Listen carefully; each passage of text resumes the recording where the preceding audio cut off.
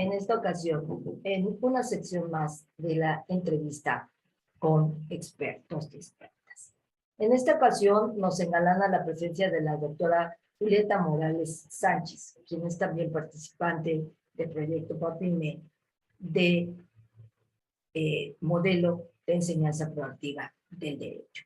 Leeré brevemente su semblanza curricular, que es muy amplia, pero obviamente esta sección es corta y no nos da tiempo para leer su amplio currículum. Es licenciada en Derecho y Convención Honorífica por la Universidad Nacional Autónoma de México. De Chiapas, perdón, maestra y doctora, ahí sí, Convención Honorífica por la División de Estudios de Posgrado de la Facultad de Derecho de la UNAM. Cuenta con el título de especialista en Derechos Humanos, el doctorado en Derecho Constitucional por la Universidad de Castilla-La Mancha en España, con calificación sobresaliente. Ha escrito y coordinado 23 libros, más de 74 artículos y capítulos de distintos temas de género, derechos humanos, políticas públicas, derecho constitucional y derecho internacional de los derechos humanos. Ha impartido alrededor de 190 conferencias, tanto a nivel nacional como internacional, en países como España, Brasil y Colombia. Es experta en derechos humanos, en los que ha trabajado durante más de 20 años.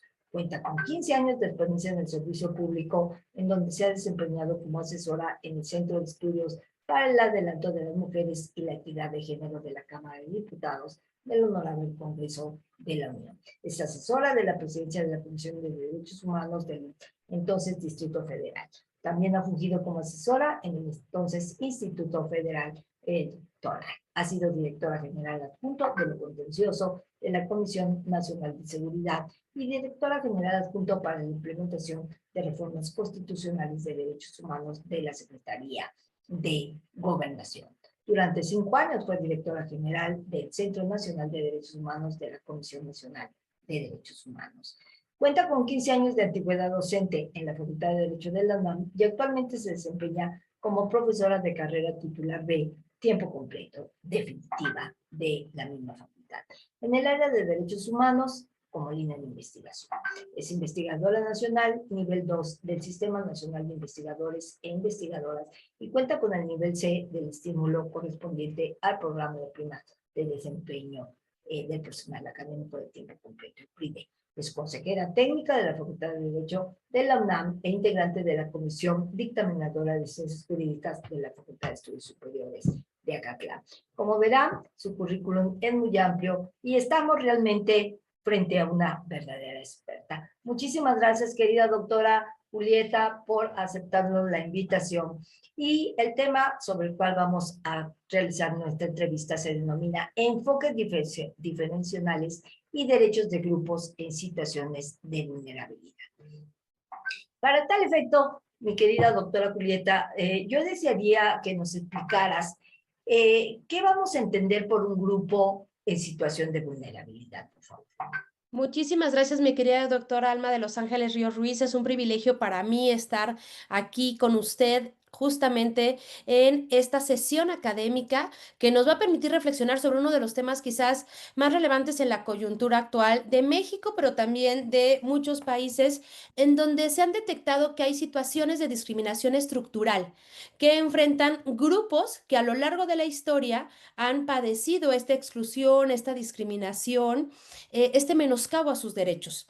Entonces, justamente un grupo en situación de vulnerabilidad es aquel conjunto de personas que por una situación histórica, ancestral, enfrenta una discriminación estructural agravada, digamos.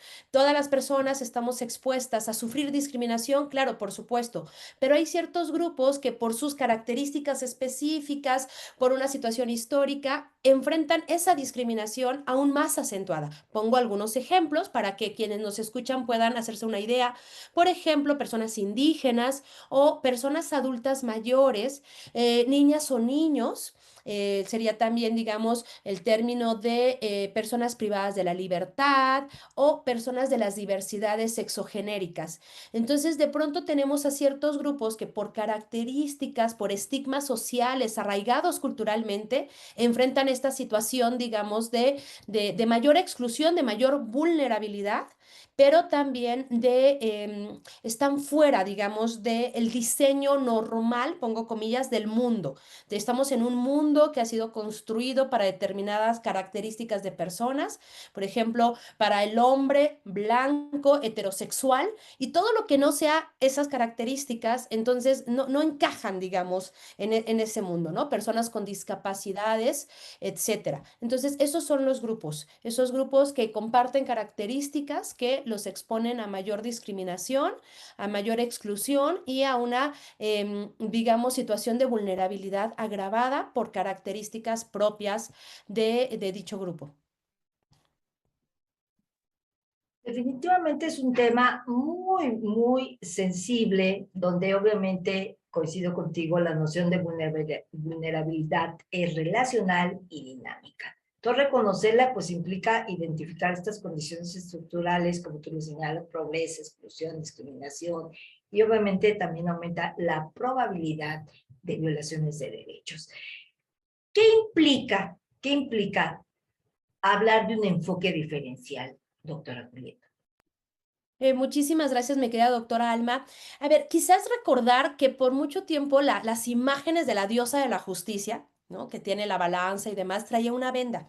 Y de pronto dijimos, no, es que la justicia no puede ser ciega, la justicia tiene que ver, porque hay personas que comparecen ante ella, que viven estas situaciones de vulnerabilidad, que como usted perfectamente dice, tiene que ver con un concepto dinámico, un concepto que además hay que analizar caso por caso, pero no todas las personas somos iguales, las personas somos diferentes, tenemos necesidades diferentes, características diferentes, y justamente el enfoque diferenciado lo que permite es analizar quién es, qué justiciable, qué persona está compareciendo ante un órgano de administración, impartición de justicia, y que justamente se tienen que realizar incluso ajustes al procedimiento, un análisis específico que permita compensar esas diferencias estructurales. Pensemos que las personas por la vida, por el azar, por un accidente, incluso por haber nacido en un vientre y no en otro, la vida, el azar, enfrentamos situaciones estructurales diferenciadas y no somos iguales. Entonces,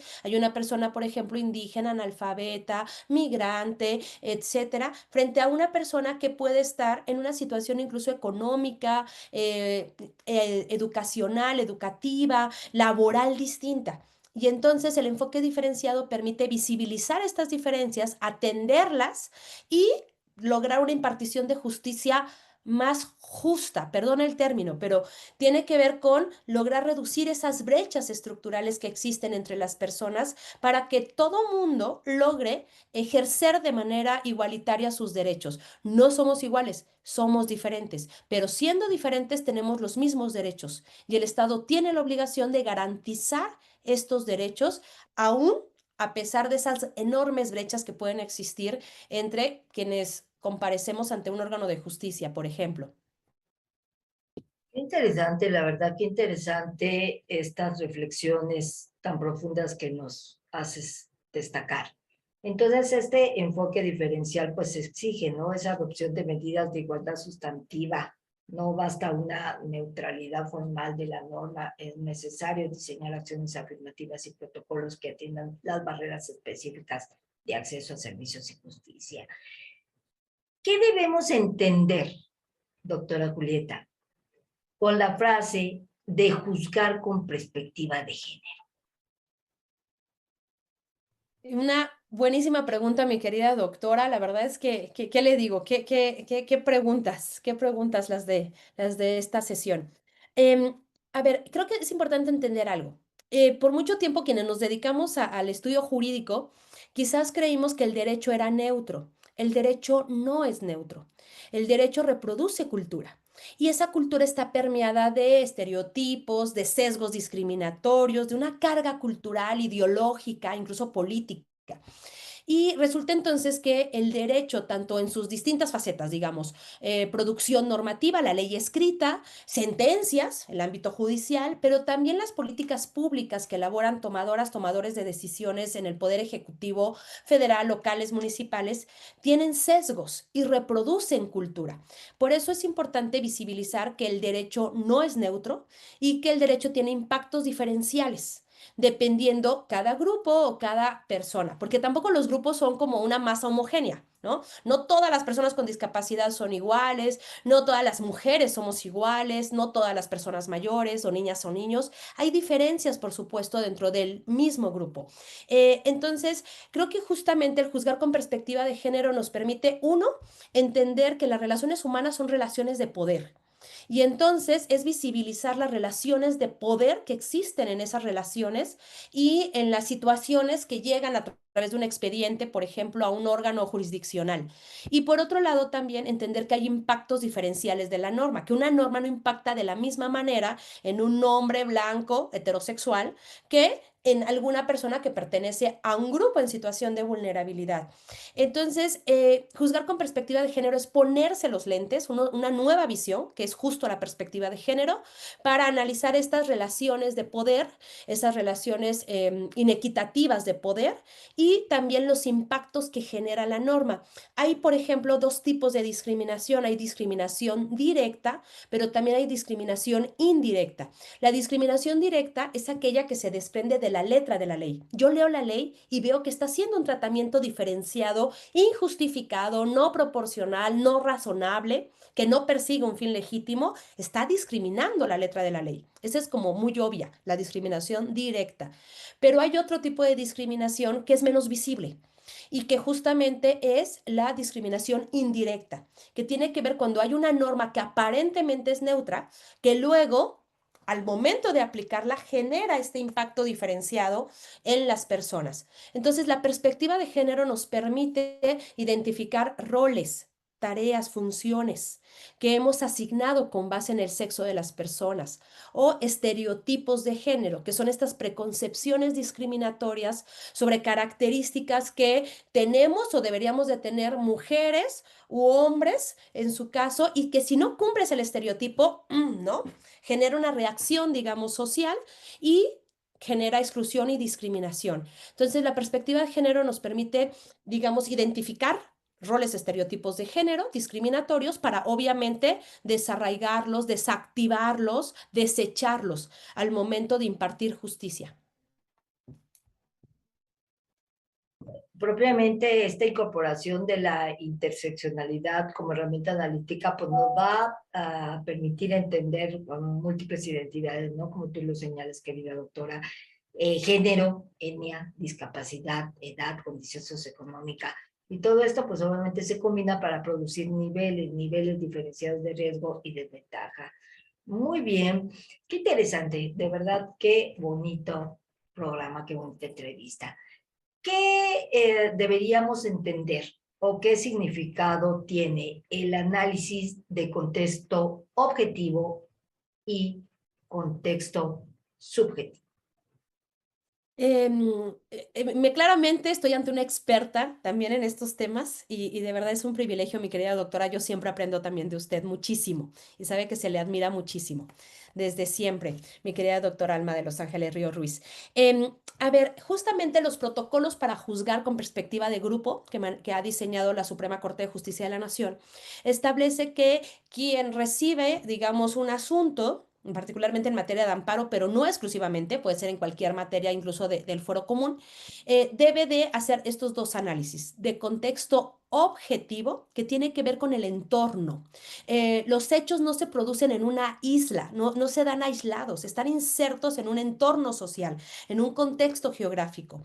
Y entonces, por ejemplo, si hablamos de feminicidios en Ciudad Juárez, bueno, es que es un feminicidio. No, no es un feminicidio. Es un feminicidio en un entorno, en un contexto objetivo que está marcado por violencia de género, por feminicidios impunes, etcétera. Entonces, el análisis de contexto objetivo es es dar datos duros, cifras de en dónde se están produciendo los hechos y qué como tendencias sociales existen en ese contexto, en ese entorno digamos, geográfico en el que se produjo el caso que estás analizando. Y el análisis de contexto subjetivo ya es pensar en la persona, en el sujeto, la sujeta del caso, quién es la persona que comparece en lo individual, ya no en lo colectivo, ya no en lo social, sino en lo individual, qué historia tiene, qué males ha padecido a lo largo de su vida, qué abusos ha sufrido, qué características tiene, nivel de alfabetización, si tuvo denuncias de violencia sexual o física previas, por ejemplo, si tiene escolaridad o no, trabajo o no, desempleo no, trabajo formal o informal, número de hijos en caso de que los tenga, hijas.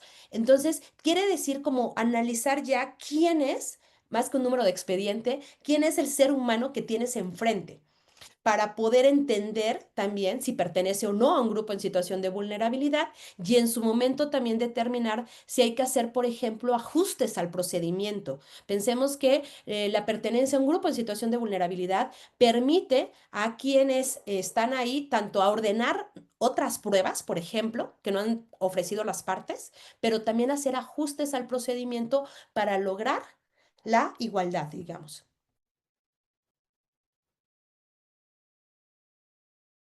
Francamente, estos temas que comentas son muy, muy, muy interesantes y van muy de la mano con los aspectos que nosotros hemos manejado y que hemos señalado precisamente con este deber que tienen las instituciones de protección, de promoción de derechos, de complementar la normatividad, los instrumentos también operativos, los protocolos, como señalas, el lenguaje accesible que evite la revictimización.